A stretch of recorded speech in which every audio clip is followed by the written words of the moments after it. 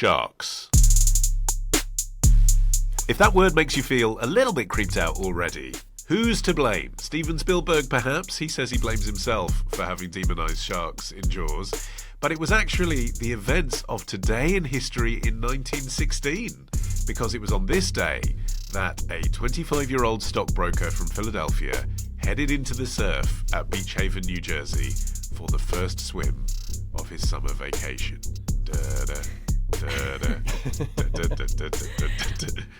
Yeah, this was happening in the popular resort town of Beach Haven on the Jersey Shore.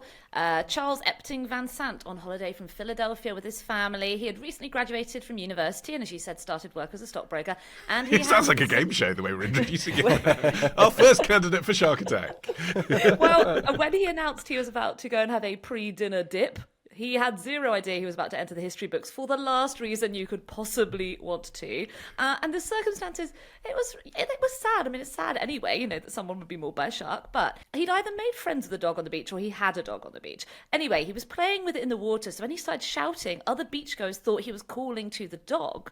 And as it became obvious that he was in distress, a lifeguard and a passerby rushed to his aid and dragged him onto the shore. They actually reported seeing a creature following them, which left no doubt as to the nature of the attack. It wasn't the dog.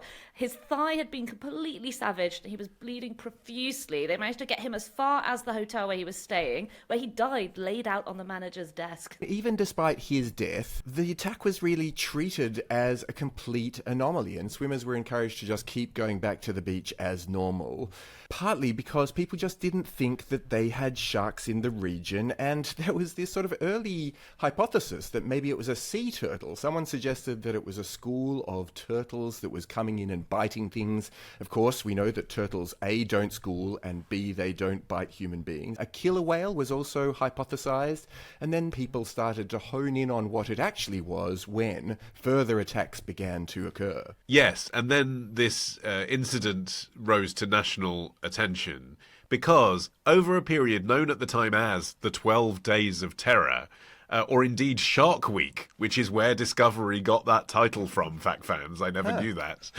It's not just a week of programming. There were 5 swimmers who died or were maimed across a 12-day period. Yeah, the next attack came 5 days later, 45 miles up the shore at another resort town, Spring Lake. I love how they all have proper, this is a small resort town where nothing ever happens.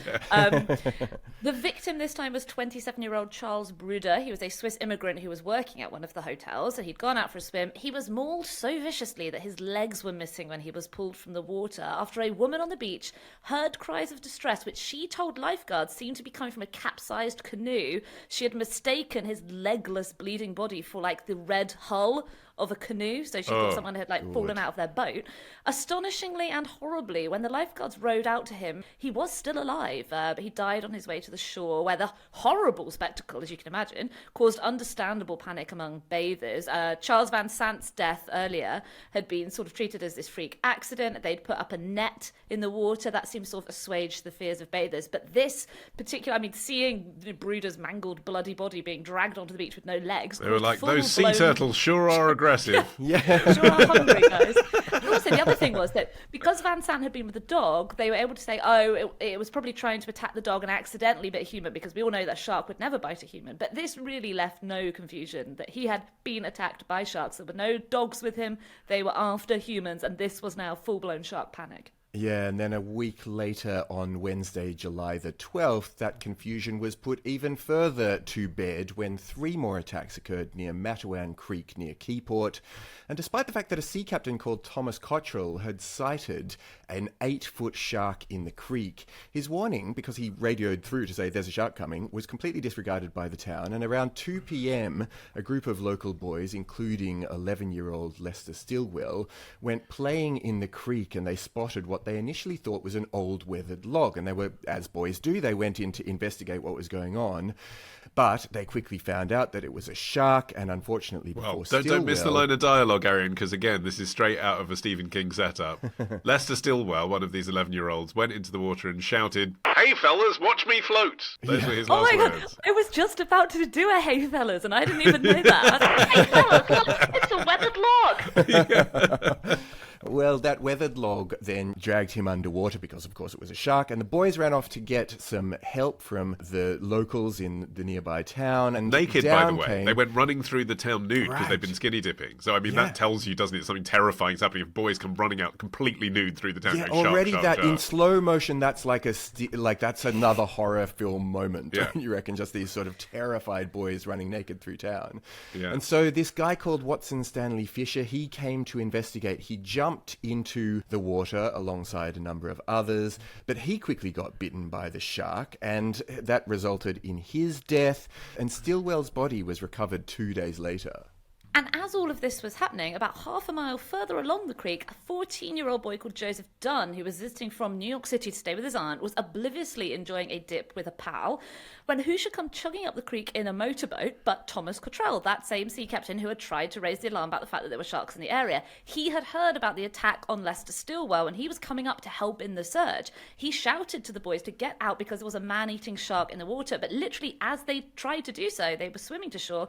Dunn was dragged under. Reports vary on who helped him. Some say it was his brother, others say it was his friend, but in any case, it was a very brave kid who swam back for Dunn and literally tugged him from the creature's jaws because Dunn had been bitten on his left thigh. He would later say he could feel his leg go down the shark's throat, and he would ultimately be the only survivor of the attacks. And as a result of all this drama, the White House got involved. President Woodrow Wilson called a cabinet meeting and agreed to give federal aid to, quote, drive away all the ferocious man-eating sharks which have been making prey of bathers.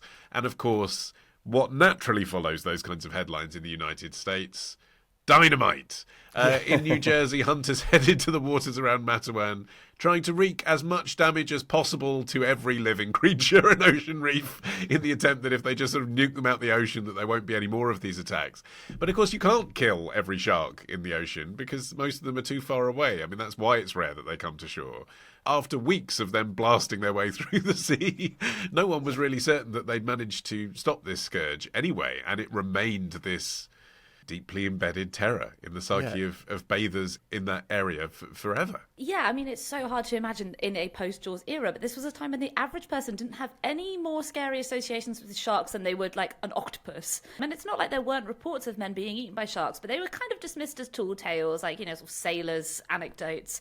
And usually, obviously, such attacks would be fatal, and so the death was easy to just say, oh, they fell overboard and they drowned, and we never saw them again, and that was the end of the story. So were swimmers just being attacked by sharks for centuries and nobody noticed?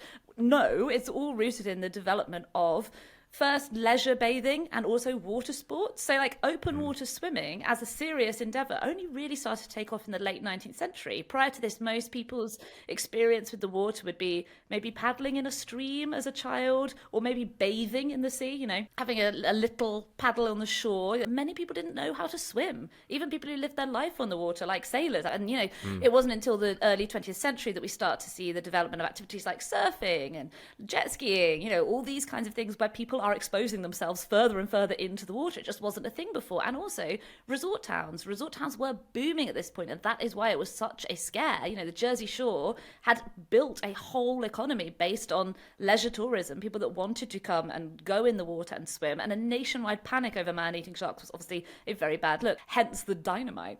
Yeah, I mean, the story of this series of incidents, at least as far as the people in the vicinity were concerned, resolved itself when, finally, a white shark was caught nearby where all this went down. And according to the newspapers of the time, it yielded body parts of 2 of the victims from Matawan Creek. And the shark was then put on display in somebody's shop in New York. But the question was, how good were the reports of that particular animal being responsible? You know, how good were the reports that, in fact, a white shark had been involved in this incident and responsible? Yeah, because it could have been a bull shark, couldn't it? Could have been, loads of other sharks. But no one visualises that when you tell this story. I bet the whole way through you've been thinking of a great white shark, and that's because of Jaws, but that's because of this. Because of that report that said, oh, it was a great white. But it could have been any kind of shark. But also, they never did any tests on the remains that were pulled out of the shark's stomach to check that they were definitely human, let alone those 2 people. Yeah, not least because the person who caught the great white shark was a guy called Michael Schleicher, who was a lion tamer in the Barnum and Bailey circus. He was also a taxidermist. We know your feelings about Barnum already. We know about Barnum. He was allegedly fishing near Matawan Creek when he spotted a 7.5-foot great white that almost overturned his boat, which he then battered to death with an oar, opened opened its belly and allegedly found 15 pounds of human flesh. I just feel like of all the people that could have done this, the Barnum Bailey lion and tamer is not really convincing me. Yeah. Especially that the corpse then went to be displayed in New York. It feels a little bit like a Swiss.